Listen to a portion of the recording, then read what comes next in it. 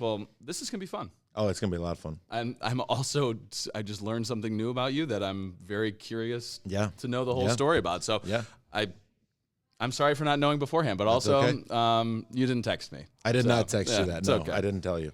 All right, on today's episode of Love in the Land podcast, we have the very talented, multifaceted. I've never used that word. I just wrote it down, and I was like, I feel like multifaceted. Multifaceted. Fascinating word. I looked at it, I wrote it down, but I didn't say it. I feel like I've never said that word before right now, and but I think it fits with Hayden Grove because Hayden Grove, apparently not a sports writer for Cleveland.com anymore, but I have it written in the intro, so we're going to roll with it. We're going to find a little bit more out about that in the conversation, but also maybe a bigger highlight. You're an instructor at Cycle Bar. Yes, I am. Yep. Huge. And most notably, he is the Cleveland crooner, fresh off his appearance off NBC's The Voice, where he was on Team Adam. And I'm also going to give you this title as well. And forgive you if you already have a girlfriend since the last time we talked. No, I don't. Cleveland's most eligible bachelor. Oh, thank you, man. Let's go, Wow. man. Wow, dude. I think Cleveland Magazine used to have like Cleveland's most eligible bachelors. Yeah. And they need to bring that back, and you need to be the cover. We'll get Denise Pulverine. We'll see if she can do this. DP, help me out, man. No, it's a funny story. All right, have you ever heard? We're gonna take this into such a different Let's direction. rock and roll. Have you ever heard of that page? It's like, are we dating the same guy? Yes, absolutely. So I'm like, glad that came out way before, before I had anything with me. Well, you've seen this, like, and I'm not trying to pat my own back, but maybe I am, because like you see all these dudes, it's like red flag. My friend Linda put me on there as a green flag, and I'm like the only green flag in the entire page, and it didn't help me worth a lick. So dang it. Yeah, no, not even a little bit. You know what? If the Voice didn't help you, if the Facebook, the seal of approval from also a woman, maybe the Love in the Land podcast. The Love in the Land podcast. You know?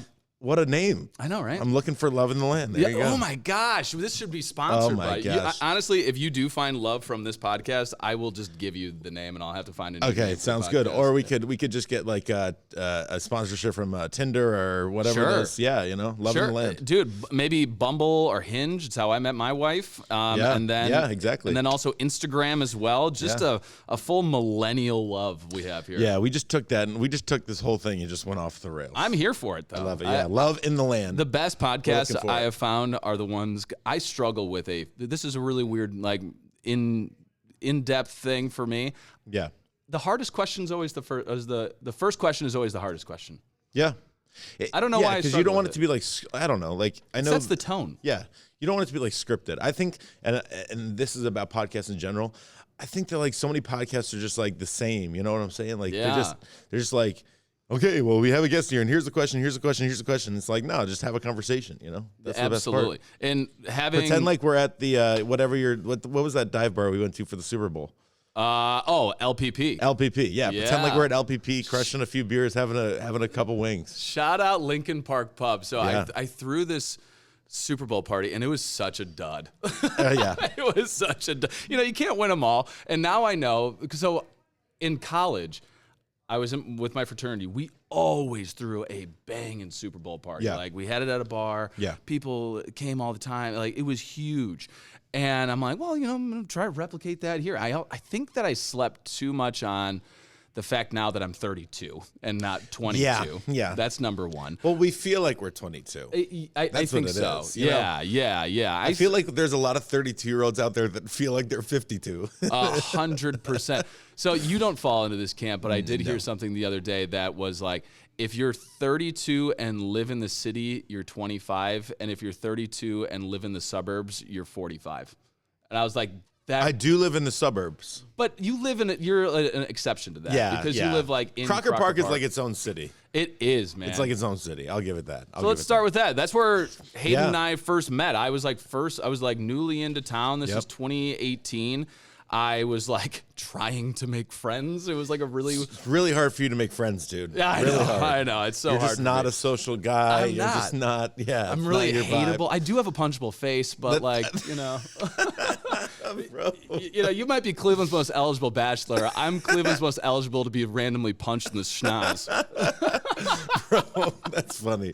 But no, you're a very outgoing. Like you'd make friends easily. But it was like the first time in my life that I had been somewhere. First off, that I did not know anything, anyone. Really, like I was 25, 26. I was like, wow, this is a really weird thing. I have to make friends. It's like bizarre.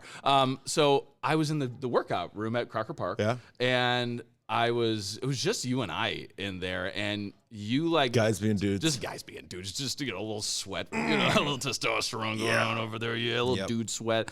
And you were on the phone doing a sports call. Like you were like clearly talking into a sports talk show. Yeah. Mm-hmm. And I mean, as you do. Yeah, right? Yeah. And well, you were like a guest on it. You weren't just like calling in the middle of the day. Yeah, this is my opinion, man. This is Hayden from Westlake. Longtime listener, first time caller. I really think that the Browns aren't very good. I'm going to hang up and listen to your response. Thanks, guys. But that is, so then I hear it and I was like, oh, like media. He's like, looks like around my head. So I was like, hey, man, like, I'm in media too.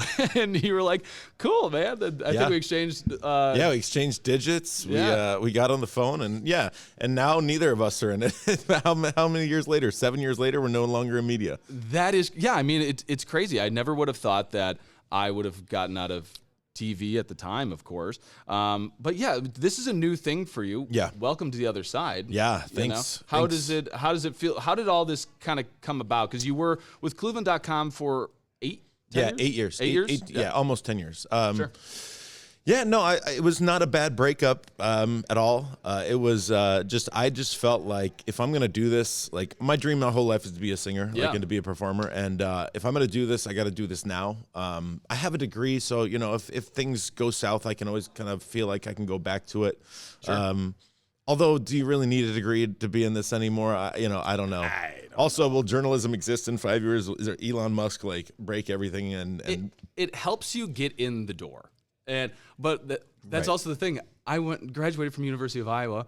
Have a little go Hawks. Let's go Hawks. And the first job I had at WREX in Rockford, Illinois, they didn't even ask for my transcript. They just were like on the honor system. They were like, you graduated, sure. It's not about what you know. It's about who you know. I guess. Yeah. And how good you do it. I think that's talent. Talent's the thing. Yeah. But no, I mean it's just I worked at Cleveland.com for 8 years and I had a blast, man. I had so much fun. I got to cover LeBron and the Cavs in the NBA Finals for 4 years. I got to cover the Guardians and the Indians in the World Series at the time. Got to cover All-Star games and so many amazing events. And I feel like I just did everything that I wanted to do growing up. Like I met some amazing people. So I just didn't feel like there was much more that I really wanted to do, to be honest with you, in the industry. So I wanted to give somebody else the opportunity because I had a dream job, and I admit that. And like I wanted somebody else to get that opportunity because I didn't want to half. Am I allowed to say half it? Sure. Yeah. I didn't want to half it. I just wanted to be like, I wanted to give somebody else the opportunity to do it instead of me kind of being like, hey, I'm really focused on my music, but I'm also doing this. Yeah, no, I get that. But I mean, what a snippet of 8 years to be in Cleveland sports media. My God. Yeah, it was perfect. Like, okay, I missed some things. My senior year at Ohio State, I was doing TV and I covered the Ohio State National Championship. They beat Alabama. They beat Oregon. I was there like in the Sugar Bowl at the AT&T Jerry's World for the national championship. Yeah. And then you go right into the Cavs, and then you go to the Indians kind of having a great run there. And then the Browns went 0-16. Jeez, man. The full pendulum but that's really what Cleveland's all about. We don't hit it right down the fairway. You got it. It's more fun when you hit a great shot from the rough, right? Like, I guess. Yeah. Or it's also more depressing if you flop that shot from the rough. But at least you're going for it. Yeah. Always going for it. Cleveland is always going for it, which I appreciate. Yeah. So, but what a leap of faith, though, I will say. Yeah. Because I kind of did something similar. So, I empathize of the steady paycheck that you do get in journalism. Yeah, it's a little bit more of a crazier career, of course, like time-wise. But, it's tough going from something that is, the steadiness of it and then going into something that is, like, especially with you, the arts, that is very, like, make or break. Yeah. Superfluous is what I would say. Sure. But did you sit there and being like, if I don't do this, I'm going to regret it my entire life? Yeah.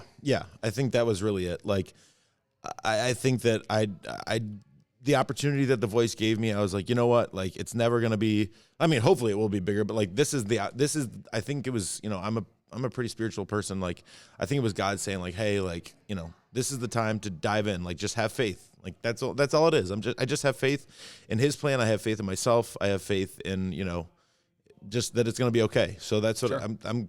I'm just all in on faith right now. Where did take me back a little bit, because you know I'm huge big and like hearing that internal voice in you, and things line up where they're supposed to line up. You know, from my experience, everything lined up for me to come to Cleveland. Yeah.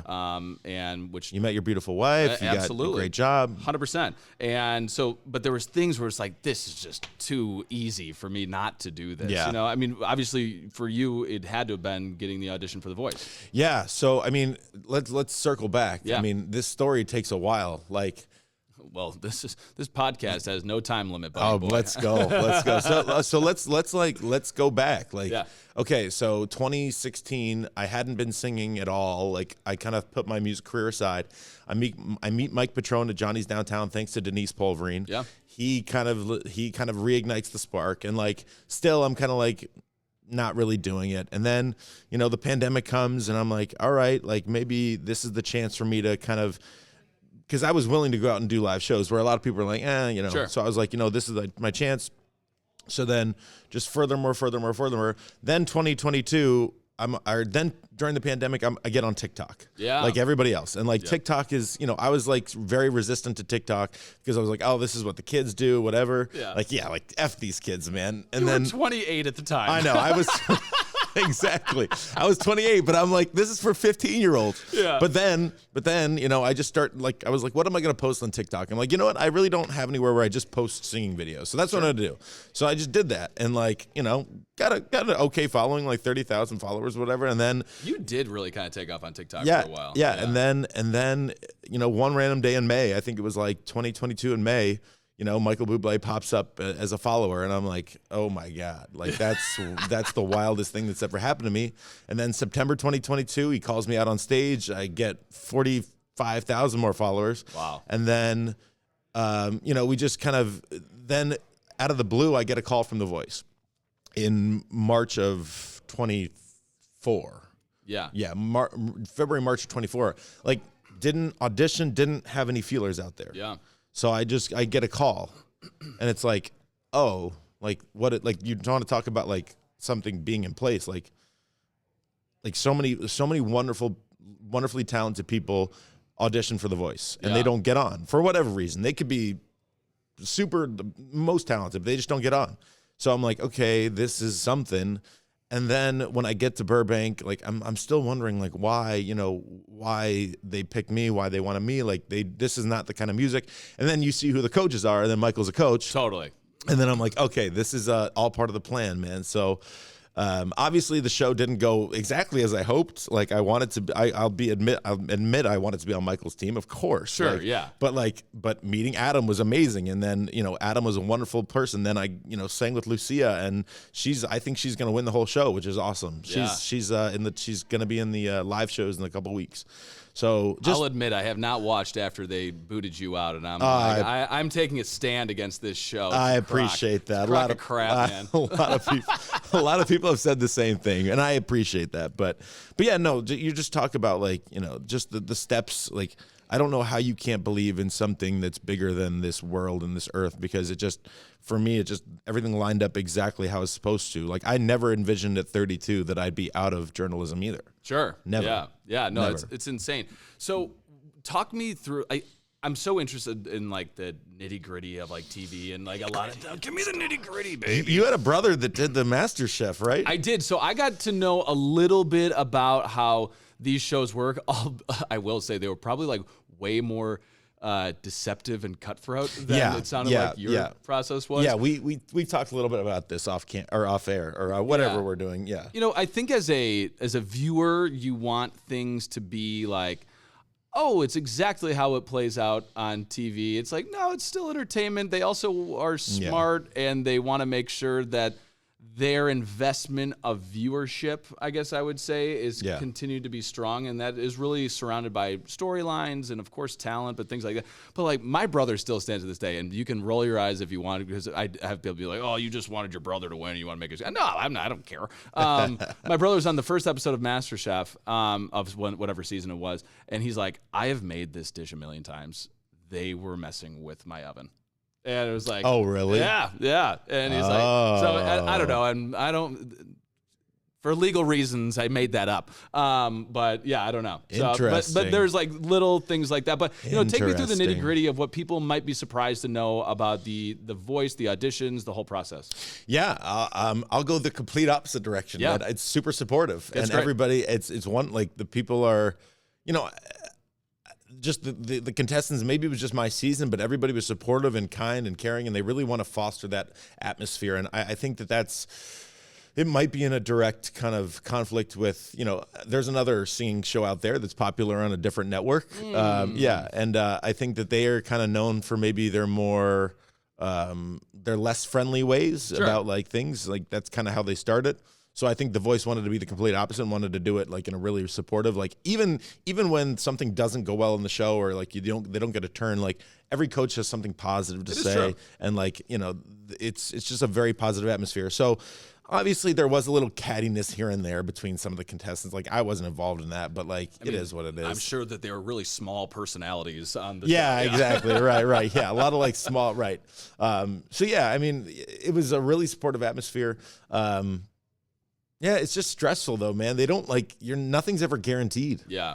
Like even, and I do feel horrible. Like even if you get like there are people that did the exact same thing that I did that got a turn, went to the battles, and they got 0 TV, like 5 seconds of TV time. Sure. It's just I just got really lucky, and it sucks. But like you said, it's reality TV, and they know what they're doing, and it's just the unfortunate reality of it. You did get a nice spot. Yeah, I got in 2 nice spots, which I'm really, really grateful for. The producer that I worked with, I was like, if he was texting me, like I was like on it right away. Like, Yeah. like I did not want to miss an opportunity. Like if he needed like a photo or something, or he needed clearance or something, I was like on it. I'm like, this is priority number 1. So Yeah. maybe that helped. Sure. I think also, too, coming into it, number one, you were older and established in your career. You knew how things worked. You probably looked at it as a job where maybe some people didn't. And also, how media works. Yeah. That also is a big, I was lucky too. Yeah. Yeah. That's a huge caveat. Yeah. No, I think that too, that being 32 and like or I was 31, like being an adult, like helps a lot. Like I feel bad for some of these kids that are 18, 19. I would have been a mess, dude. Totally. Yeah. Like I would have never been able to figure it out. And like props to them, some of them who have done it and like who, go to the, like the fact that I was at this age and like this point in my life made a huge difference. Like I was ready for it. I was prepared. Like, yes, I was stressed, but like I was kind of, at times I kind of felt like the elder statesman, like trying to calm some of these people down. Cause like, they're like, really. And I'm like, hey, it's a song. We're not doing rocket science. Totally. Like just sing the song, man. Yeah. Go out there and have some fun. Yeah. So you fly out there in California. Yep. And was this last like June, July? Yeah. I flew out the first time, like end of May. Okay. So a year ago. And then how long were you there in total? I was there off and on for like a couple months, like 2 or 3 weeks at a time. And then, the last time I went out, obviously I didn't get to stay as long as I would have loved to. Yeah. So could have been longer, but it was like I got back in like early September. Okay. So and then before you go on, like how much week of prep before your actual like performance? Yeah.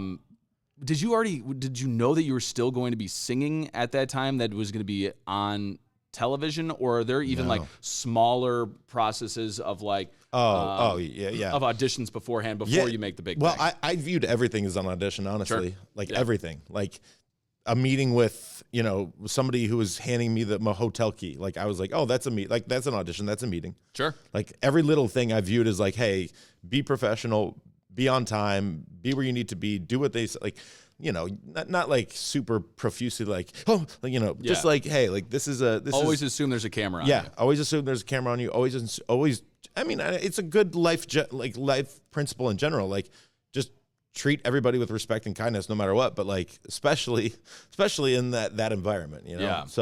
Yeah. So, but even then, furthermore, like, okay, I viewed all those little things, but then we did have, you know, we would have a vocal rehearsal with our vocal. We had a separate vocal coach before the blind auditions, like going through the song and going through that. And then there was a band rehearsal where you rehearsed with a band and like got that right. And then there was another rehearsal to get, you know, to be on stage at the show and like to hear it and to be in the room. And then, I mean, there were so many vocal rehearsals between that. And so it's like, there were a million things before you actually even got on that stage. And like, it was awesome because they really prepare you and they support you, which is awesome. Like, you know, they don't want you to go out there and flop. Like, they want you to be like, go out there, do the best job you can, because, you know, there's a chance that, you know, that's going to be something that propels you in the future, like just being on that stage and that performance. So, yeah, it was awesome. And they were so supportive and gave you so much support. Yeah. I mean, so hold on. Yeah, this is a good breaking point. I don't know why the lights went off. We lost the lights. We have lost lights. Hold on, let me call Robbie.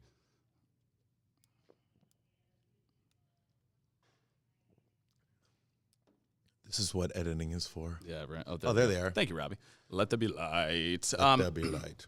So, but I mean, if you look at it too, I mean, what a platform and what a life hack to be like, I'm going to go in The Voice and get just amazing training for free. Yeah, yeah, You know? honestly. And like, even if you don't get on TV or something, like, still, like, you're working with the best coaches, you're working with like the best vocal coaches in the world, you're working with great, like, amazing band, an amazing band that like travels all over. I think the band from The Voice, like guys from the band played, I see them at the Grammys. They were at the Hall of Fame here. Oh, wow. Like, they play everywhere. Like, they play with everyone. So, yeah, I mean, it's, you get world-class opportunity. So, yeah, agreed. So take me into the night that, and it was probably shot during the day, not even. Yeah, it was shot. Yeah, like in the afternoon. Yeah, the first, you know, where everyone the initial kind of performance that you had in front of everyone.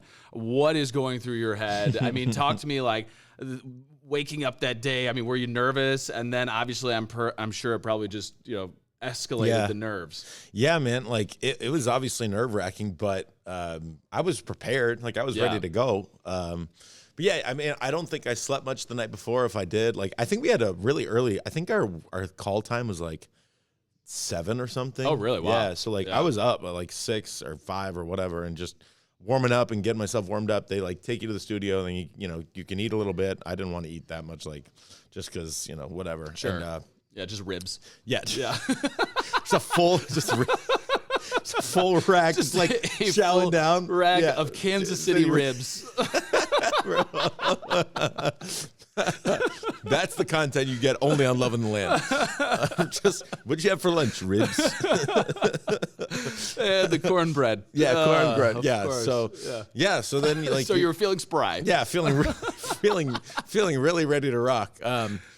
Yeah, and then, like, you know, just a lot of waiting, man. It was a ton of waiting. And yeah, you're nervous. I mean, once in a lifetime opportunity, but like, I don't know. It was just a lot of, like, there wasn't some like, oh my God, it was the most nervous moment of my life. It was just like anticipation. Like, I get this opportunity. I can't wait to do it. And you just have to wait. I think our session had like 12 singers. That's kind of how they do it. They have like 12, and then they'll take a break, and then they'll have another 12 throughout 3 or 4 days or whatever. And I think it was like 9 of 12. So like, I'm listening to 8 others in front of me, and like, you know, some surprised that some didn't get a turn. And I'm like, I think the guy before me didn't get a turn. And I'm like, oh goodness. Like, sure. I'm like, oh brother. Oh, you know, boy. Yeah. I'm like, oh boy. That's not, you know, I was hoping half rack of ribs. Right. Exactly. more ribs. And I was like, oh brother, like, that's not great. And then I think we did like a little thing with Carson, like, you know, he filmed like just kind of being like, hey, what's in the moment? And I was like, it was so cool to meet Carson Daly, man. Yeah. Like, especially because like he has this mental health story that I'm very close with, and like I got to talk to him a little bit. Just wanted to thank him for that. And like, he seems like an awesome dude. It's kind of like I don't even know the word, the unsung hero of the show. Cause like he doesn't get much airtime, but he's always there. Like he's ready to rock. But he does his job so well because he does not make himself the star of the show. That's not really the host's job. No. But he hosts it so well, right? Yeah. Like he's just there. He's just solid. He's rock solid, but he's not the star of the show. But yeah, just got to talk with him a little bit. And then, you're in that room just waiting to go out, and you're like, all right. And then they say, next artist coming into the studio. And you walk in, and like, my heart was beating a million miles an hour. But then once I heard that first like note, that first like beat, I'm like, all right, this is just like I'm back at Trivs in Strongsville, Sure. Like it's the same song I've done a million times. Just do it.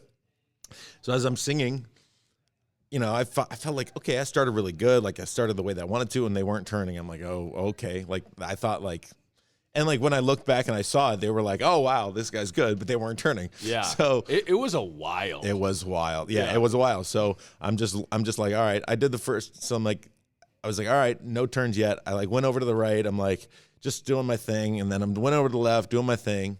And then I'm getting deeper in the song. I'm like, nobody's turning. I'm like, oh boy. Yeah. Oh boy. Like, this is not good. Like, I think you can see it during my audition. Like, I look over and like, you can see my heart drop into my I can stomach. imagine. Yeah. Yeah. So I'm like, oh boy. I'm still singing though. And then sounded good. Thanks, man. Yeah. I'm not a judge. No, I thought I did a good job. Like I wasn't like mad about how I performed at all. So, I was kept going. And then like I hit the last note and I opened my eyes and Adam was in front of me. I'm like, oh, like, let's go. And then Bublé turns his chair around and he's like, Hayden, oh my God. Like, then, they cut out a lot, but like, he was like telling everybody my story and like where I'm from and like, all this stuff. Like they told us specifically during rehearsals, they were like, say your name and where you're from. Like that is a big thing. Like I'm Hayden Grove. I'm 31. I'm from Cleveland, Ohio. Like make sure you say that. I didn't say that because Michael's like, this is Hayden. He's 30 years old. He's from Cleveland. Tell him what you do. And I was like, yeah, I cover the Guards and the Browns and the Cavs. And then John Legend was talking about Ohio State, and it was cool. They cut it out, but that is awesome. Yeah, but it was cool. I feel like we need to get like the editors, the extended cut. Yeah, the extended cut. Yeah, it was really cool. Yeah, I mean, it is what it is. It's TV. There's only so much time. But each audition is like 15, 20 minutes. Yeah, it's because really throughout the entire show, and I haven't watched The Voice for probably like 2-3 years. I forgot, like you only see like 5-6 auditions, maybe a little bit more, but like it's not like you're rolling through all these people. No. But I'm saying like in person, like the audition's like 15, 20 minutes. Oh, sure. Okay. Yeah. Like, so like they have so many comments and so much because they want to have like they want to be able to pick and choose what they want to use. You know what I'm saying? Like they don't want to keep it to 5 minutes and then you'd rather have, in TV, you'd rather have more and then you cut it down. Absolutely. 100%. You do not want less. No, never want less. Do you think Bublé, when did he finally figure out it was you? When he saw you, or do you think he knew? Nah, he knew. Oh, yeah? I think he knew. Yeah. That's just my personal opinion. There was a moment where he went like this. He was like, great voice or something like that. And I was like, that's when he knew. Yeah. But, I don't know. That's just me being silly and funny. He might have known. But, like, obviously when he turned his chair, he knew.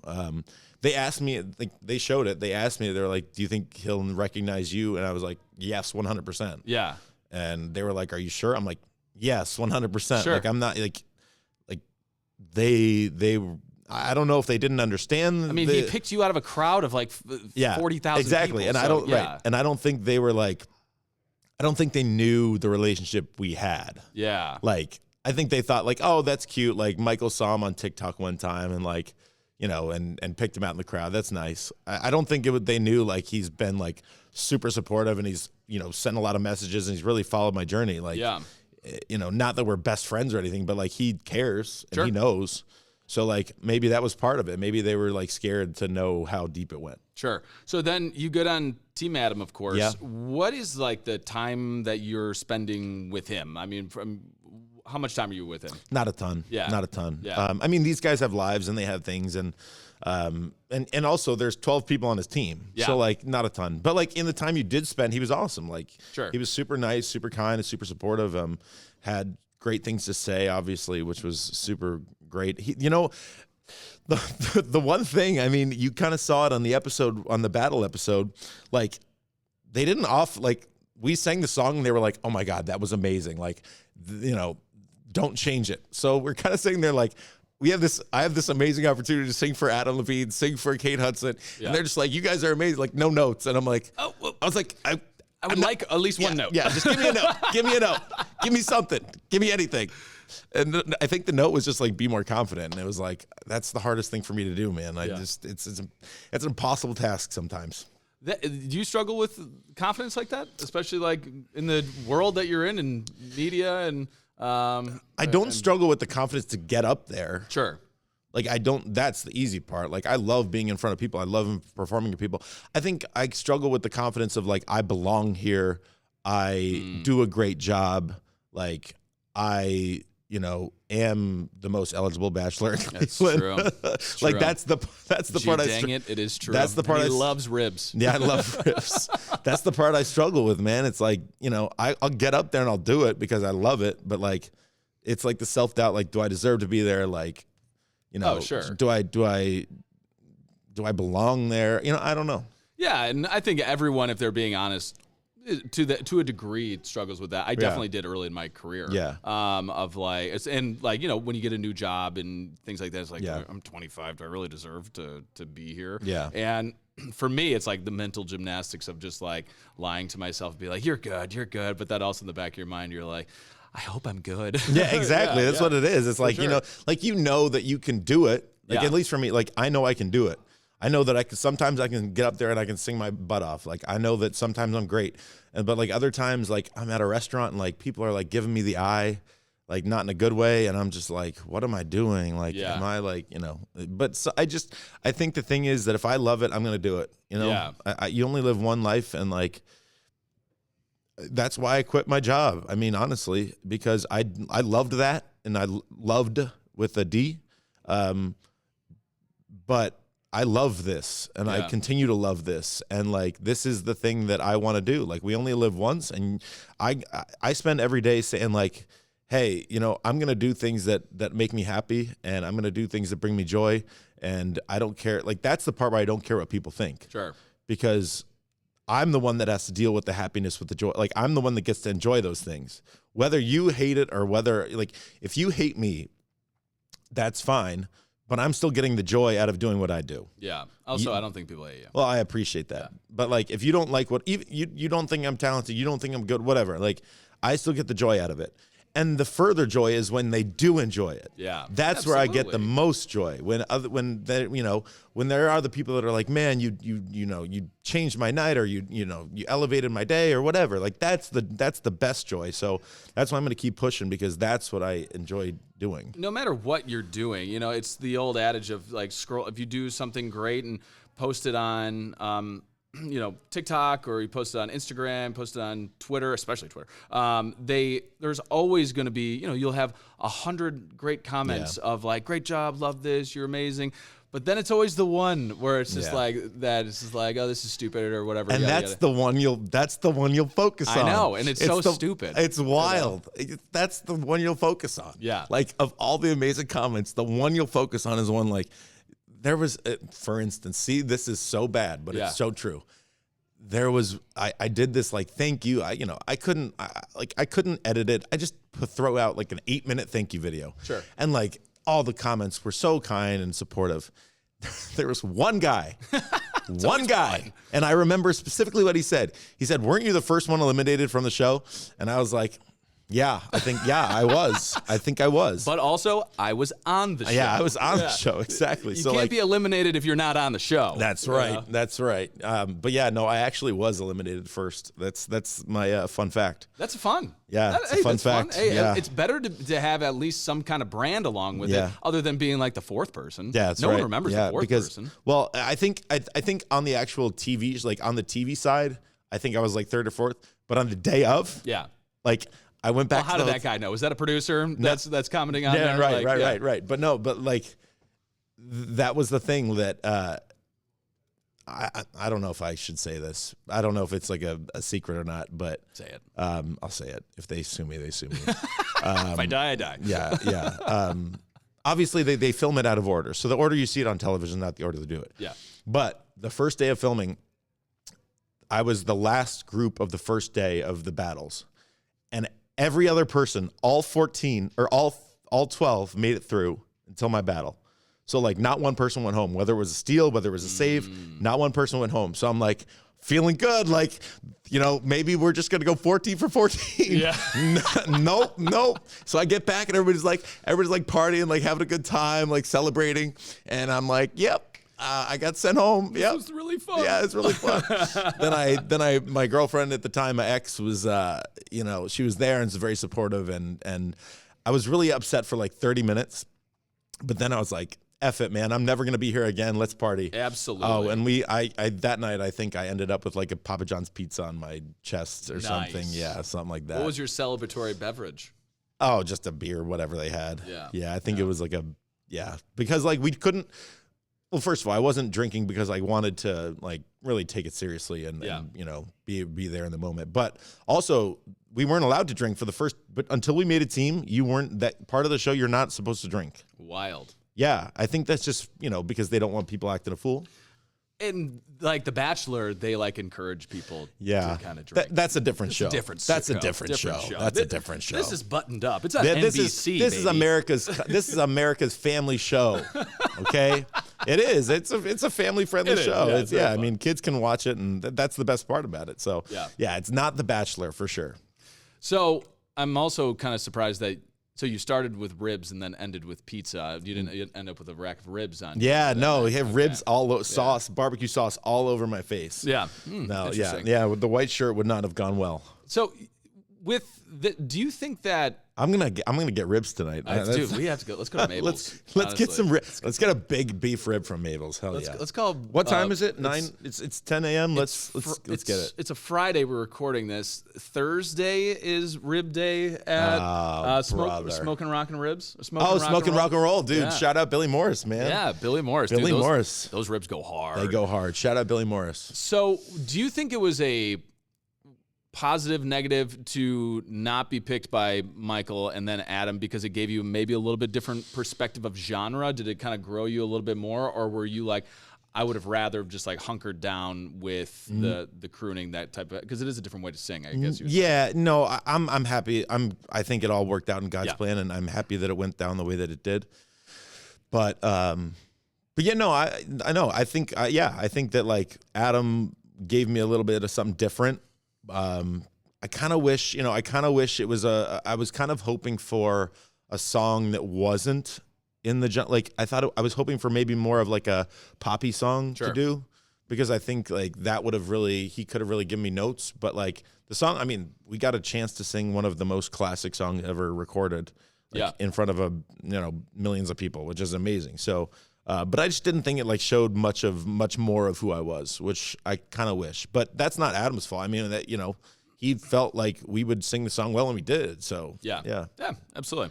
How did you get into music? Take me back a little bit. Yeah, I mean, my dad and my grandmother were musicians. My grandmother piano and sang in church. My dad piano and sang in church. And my dad loves music.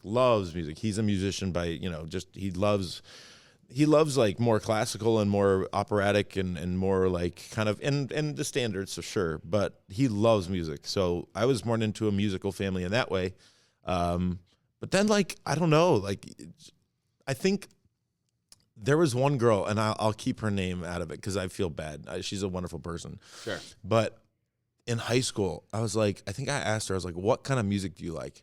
She said, I don't really like music. And like, I just felt like somebody stabbed me in the heart. It's like saying you don't like food. Exactly. I'm like, what's up, Mikey? Mikey McNuggets. Yeah, Mikey McNuggets in the house. Through, yeah. Baby.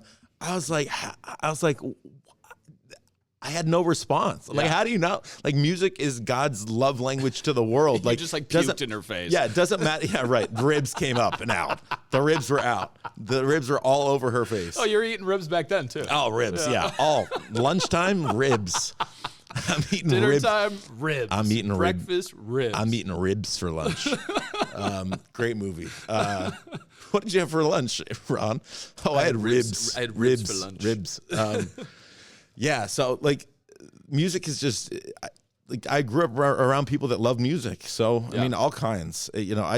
I stumbled upon the crooners by just looking in my parents' CD collection, and I just fell in love with it. Yeah. And about what age did you start performing, or not even getting serious about it, but like getting on stage and doing that? Because like that, I mean, like that is stressful as a kid. Oh my God.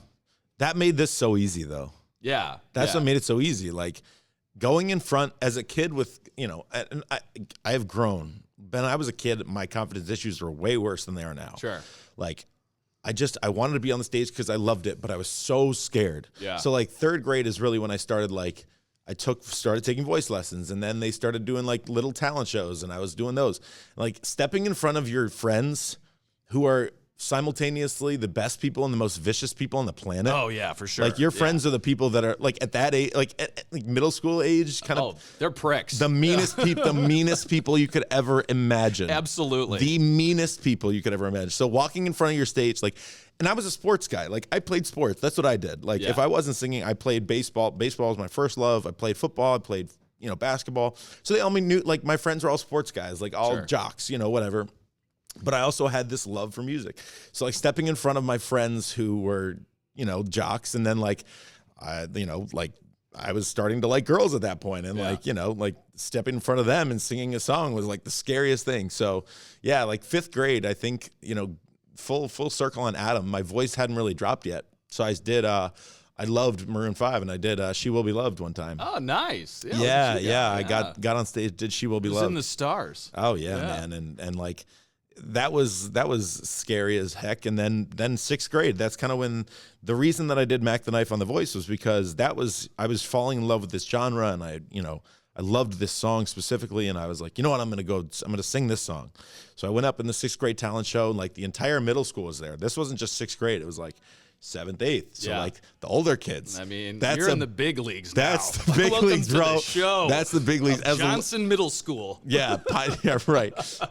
Johnson Middle. I don't know what's middle school. Pinecrest is the name of the middle school. But anyway, set like the 7th and 8th graders were there. Like the really cute girls were 7th and 8th grade. Like when they're older, they're hotter for whatever reason. Yeah, they just have an aura. There's just an aura about them. Yeah. So I'm going up there, and I'm like, my heart's pounding, and like I'm about to do this old song.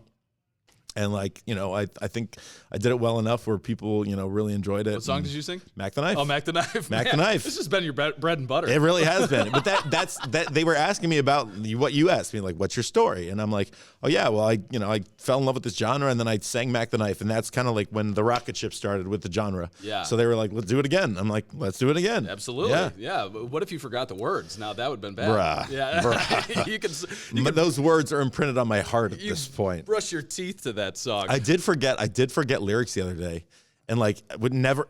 That's the one thing. Like I'll miss notes all the time, and I'll screw up. I never miss lyrics. Oh yeah. And like I was like zoned out, maybe thinking about something else, and like I missed the lyric, and I was like, holy shoot, I have never done that. I was like, that's wild. You got to take some Ritalin or something like that. Yeah, exactly. Get you focused. Right. So you. Sounds like you kind of were at a little bit of Shout out Red Bull. Shout out Red Bull. Yeah, they're pretty good. The watermelon, sugar-free edition, not bad. You're welcome, by the way. I'm not getting paid by Red Bull. No, he's not. But if they want to pay me, feel free. Yeah, pay him. So high school, you played football. I did. Everything. Decent football. You were a quarterback, right? Yeah, I was good, but I wasn't as good as my best friend, who was also the starting quarterback. So we battled throughout high school. Yeah. And he was. We ran like we had a great running back named Trevion Henry. Ended up being a captain at Northwestern. Super talented guy. It just sounds like a football name. Oh, Trevion Henry, yeah. And he was our running back. And that's a running back. And then we had another guy named DeAndre, and he was like DeAndre Brown. He was like another great running back. So our offensive coordinator was like, well, boys, when you have 2 Cadillacs in the garage, we're not going to go with 2 Ford Pintos. And so we're like, all right, well, we're just going to hand the ball off. So I was more, we just handed the ball off a lot. That makes your life really easy. Yeah, but it's not as sexy for the ladies. You know what I'm saying? No, like, it's not. yeah. chicks love the long ball. Isn't that what they say? They certainly do. That's more baseball, but the deep pass. Sure. So when did you kind of like get away from, because you talked about I hadn't been performing for a long time, this and that. Were you still performing in high school? Yeah. And when did you kind of shy away from music? So in high school I was playing my freshman year I played baseball and football. And baseball was not going well. Baseball was my first love, and it was not going great.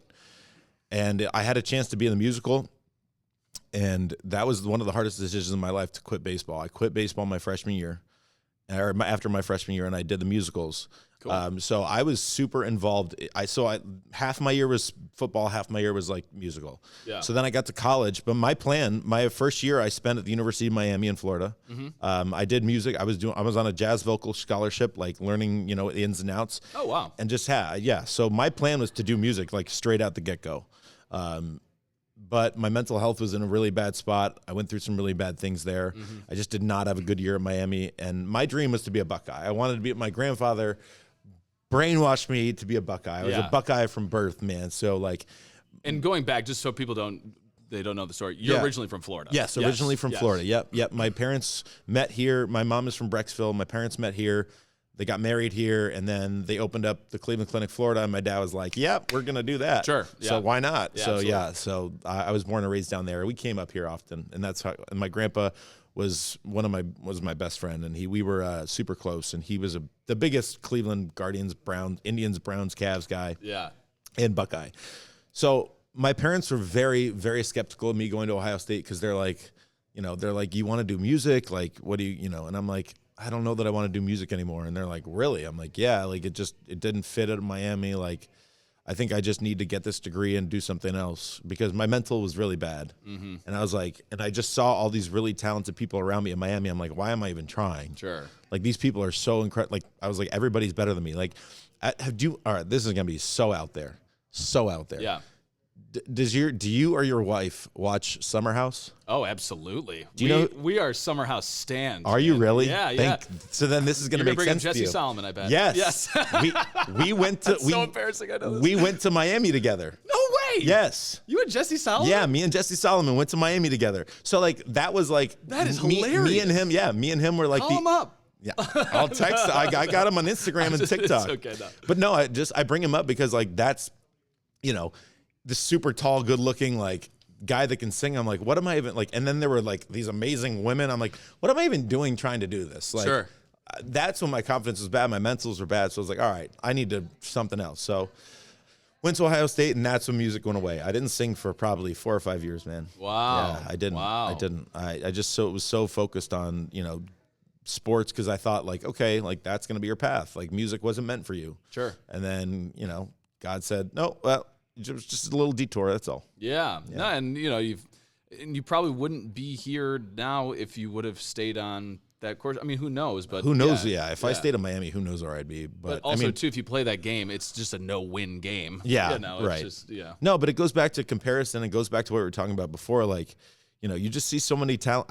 I hated watching The Voice. Sure. I hated it, and I hated watching American Idol because of that. You watch these people that'll never be me. Yeah. I'm not that good. How could I get on that television show? Why would I even try? Sure. And then like I said, then I'm on it, because you have faith in yourself, and you have faith in that God has a plan for you. That's all it is. So from where you're sitting right now, what would you advise someone who is 15 years old who loves singing but also loves sports? Or what's the advice that you give to your younger self? Be yourself. Yeah. Be yourself, man. It's the hardest thing to do, because everybody I love being different. I really do. I love being different than everybody else. I think that it's hard. Yeah. Because people don't understand you. When I was in the beginnings of my journalism career in Cleveland, I started to put out, it was weird to put out there that I sang, because people didn't want me to sing. They didn't that wasn't who I was. I was a sports guy. Yeah. But I was like, no, this is who I am, and I need to put that out there. So it's hard to be yourself. It's hard to put yourself out there, but do it. because the world needs it. And there's somebody out there that's like, will connect. And the more you're real and authentic and then like, I feel like people will accept you. I agree. And also you don't need the acceptance. Sure. I like, you don't do it for the acceptance, but it is nice. It is, exactly. But saying that, I think that acceptance comes, when you're in high school, middle school, college, people are definitely more mean and judgmental. They are. But if you are like good at something and you're owning it and you're also authentic in it, people tend to like, especially like after college and things like that. I think when you are in something that people can tell that you're supposed to be doing and that you're passionate about it, no matter what it is, like fencing or singing or whatever it may be. I think when you're authentic about it, I think that's when people are like, oh, that's cool. That's just like kind of who he is. Yeah, just be authentic. Yeah. He's the ribs guy. The ribs guy. He just loves ribs. That's what he does. He loves ribs. No, it's I think it's like, it was so hard growing up, man. It was, because kids are mean and awful, and like, and then I went through my mental health stuff, and it's like, it was hard. It was so hard. But now I'm thrilled that everything worked out the way that it did. And, I mean, people that I haven't talked to in 20 years, or not 20 years, 15 years, like, are reaching out about the show and like how great it was to see me. And they remember how, that I did that in high school. And like, that's the stuff that warms my heart. I'm like, I kept going. I didn't stop. Yeah, absolutely. And that's I did stop, but you get what I mean. But you picked back up. Picked back up. That's right, baby. What is your plan going forward here? I mean, what can we look forward to from Hayden Grove? Yeah, well, just grinding away on the gig schedule. I'm singing 3-4 days a week all over Northeast Ohio. So that's the grind. Have you raised your prices? Yes. Yes. Dude, you talk about the lack of a paycheck from, I had to, or else I would still be doing it or something like it.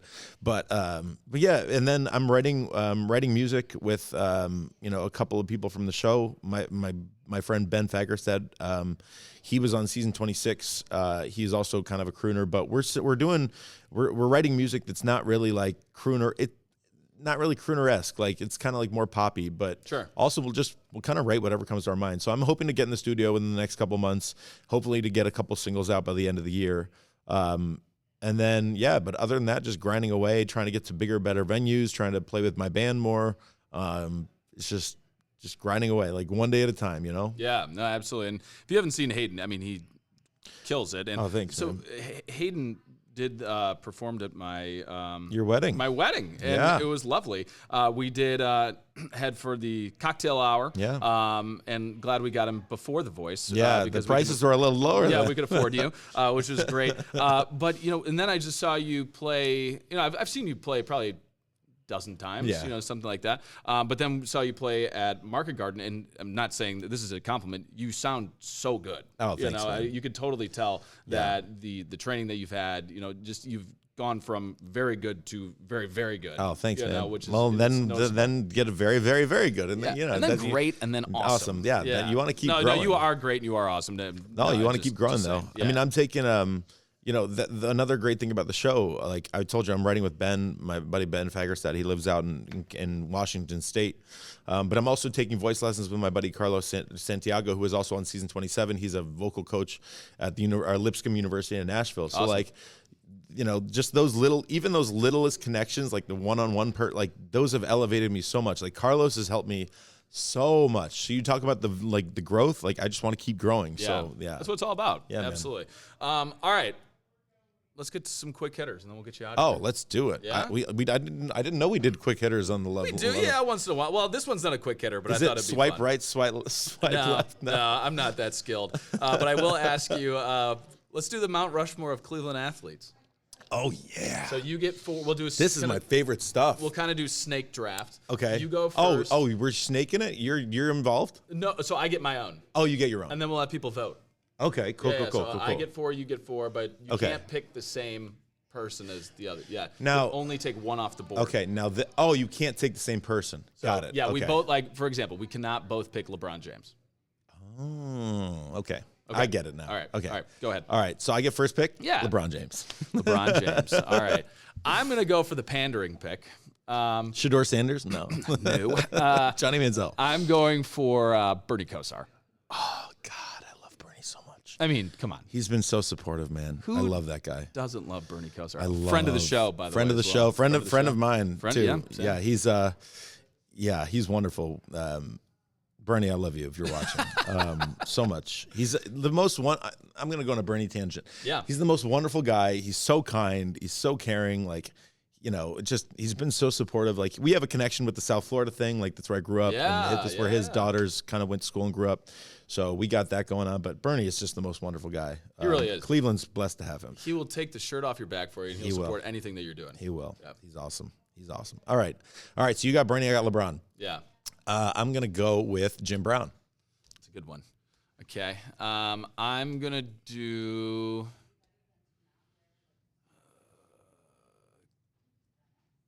another pander pick. Kenny Lofton.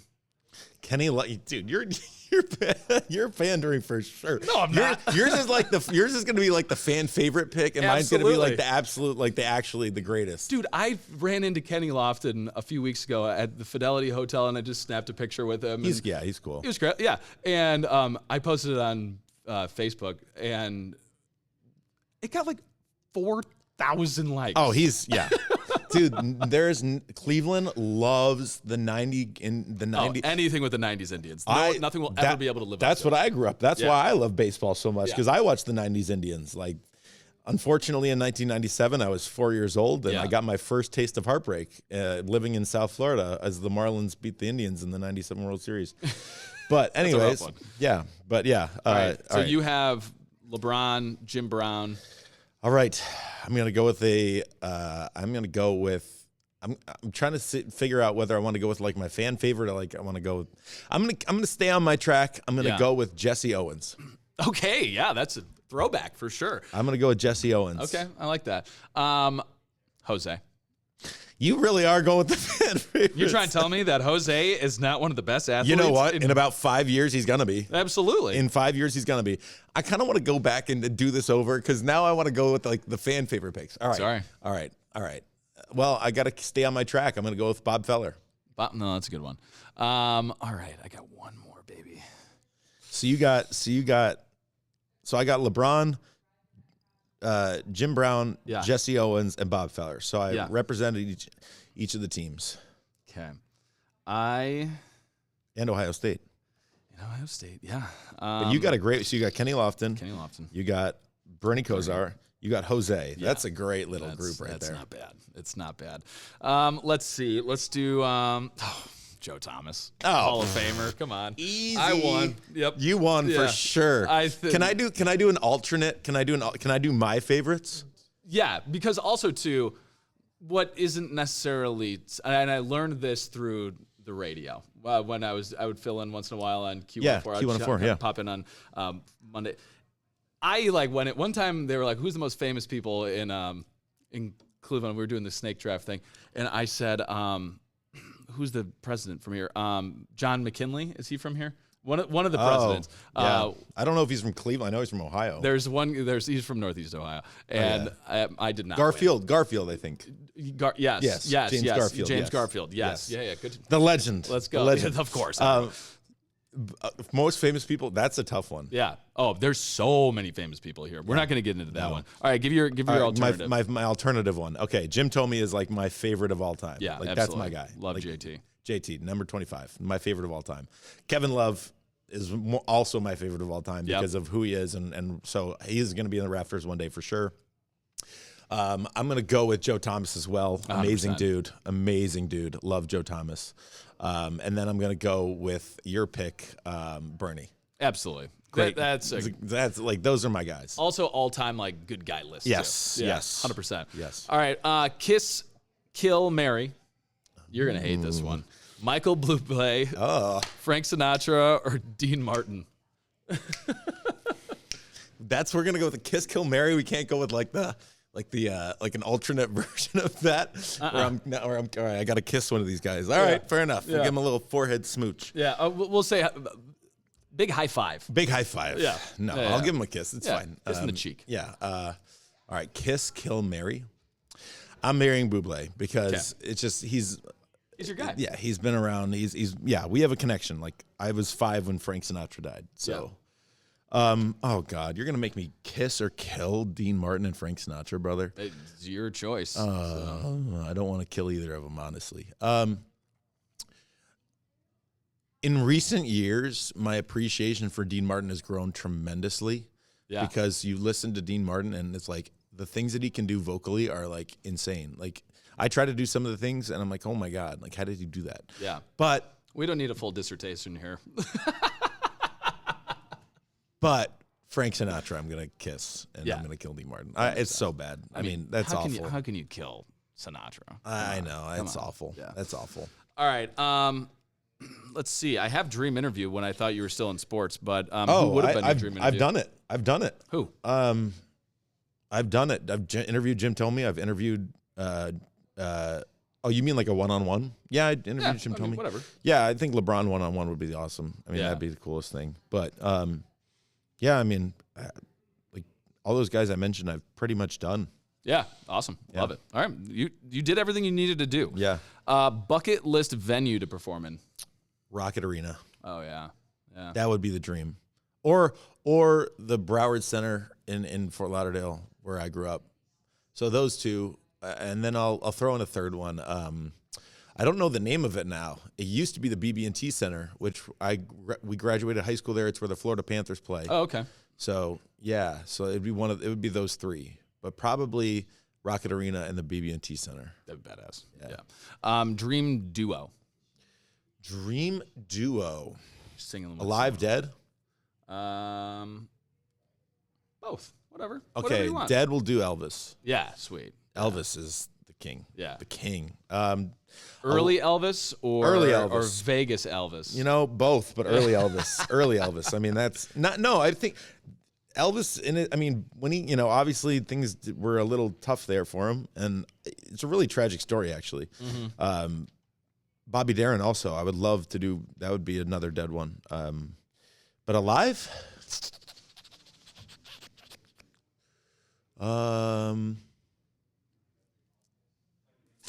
Let's go with Ariana Grande. Oh wow! Because Absolutely. she can do I could feel like we could do like a pop song or we could do like a stand. She's just like otherworldly. Like she's like Lady Gaga. She's gonna be like Lady Gaga. She can do everything. You guys could duo the Wicked song, whatever. Yeah, we could do Defying Gravity, popular. Yeah. Sure, I mean, sure. That'd be great. Yeah. All right. This has been really fun. Yeah, by the man. way. Thank you so much. No, for thank you, coming dude. on. Any questions for me? Wow. Yeah. I've started to incorporate that. I feel like I love that. Yeah, like it's you fun. never see. It's like, oh, we always have questions for us. Yeah, I know. All right, I got a good one for you. you got? You're up on The Voice. What is your song that you're going to? Love Shack. Not even a Oh, question. duh. If you see a faded sign at the side of the road, yeah, that's my song. Love Yeah, Shack. 100%. All right. And that's my Mac the Knife. There you go. Of course. Yeah, it is. I love that. All right. 100%. All right. Your dream interview. So I said this in weird name. Sorry, name drop. When I was the Cleveland Magazine, they asked me this, and I said my grandpa, because my grandpa wow. had just so many cool stories, and he was in World War II. He grew up on a farm, and Yeah. he grew up in 1922. He was born, and Yeah. he just had so many cool stories. And he died when I was a sophomore or junior in college. Okay. And it was before I really got into like media and stuff Yeah. like that. So like I would love to go back and have like, when he told us all these great stories, I just Yeah. wish I had it like Yeah. recorded. Yeah. For famous people, I didn't say that, I know. but you can go there. Yeah. We'll just stick with my grandpa. You know what? My sister did the coolest thing. Yeah. There's this thing where my grandmother is 93 years old. Yep. And she's still with it. She's still like on all cylinders, which is crazy. She's my last grandparent left. My sister found this thing where you you ask them questions and they write like prompts. Yes. You've seen this? Yes. And they put it in a storybook. Yep. So that's what now I have like the story of my grandmother in a book. That's so cool. I would love to take that and ask them those questions, but I would want it in a podcast form so we can go more in depth. Yeah. I don't right? know. Yeah, I don't know if my grandmother would be very comfortable in front of the microphone. Fun. Let's give it to your grandma. Yeah, let's go. Come on, Mama. Let's go, Mama. Let's get it. This is so funny, but like, I called her for her birthday or for Easter, and we're on FaceTime. She's on FaceTime at 93. Yeah, she's good with podcasts. Yeah. But she's like, and my sister did the FaceTime, but then she was there. So I was like, hey, how you doing, Mama? She's like, she didn't answer. I'm like, what's going on? Like, is she okay? I was like, Mama, how are you? Like, how you doing? Like, what are you asking me for? I'm doing fine. I'm like, how are you doing? Yeah. She's like, oh, you're talking to me? Like, I'm doing great. Yeah. Oh man, that's funny. Anything else? What do you got? No, nothing. Oh, a question? I got one more question. One more question. If you had to go on MasterChef, and you had to make a dish, what would you make? So here's the thing. Like, I'm a good cook. I make good food. Yeah. I don't make like outrageous Doesn't have food. to be outrageous. I know. I made a really good steak last night. Make some ribs. I did not make. Maybe I would make ribs. I've never made ribs. That'd be the longest MasterChef episode of all time. Yeah, right. This dude's out here smoking ribs. 3 days later. Yeah. Hell yeah. I would. So my wife would probably say shrimp tacos. But I mean, steak. I mean, I love steak. It's probably my favorite. I got another one for tonight. I know. I saw on the Instagram. I saw you had a little marbled Wagyu going on. God. It was not Wagyu, no. Oh, no? But it was like It was a prime cut. Yeah, You know, it it was a ribeye. Love a good ribeye. Ribeye. Ribs in the bye. Ribs yes. in the eye. Yeah, that'd probably be it. All right. Enough about me. Where can people follow you? Where can people book you? You know, he's great at a cocktail hour. I do a lot of those. Find me at haydenfrankgrove.com.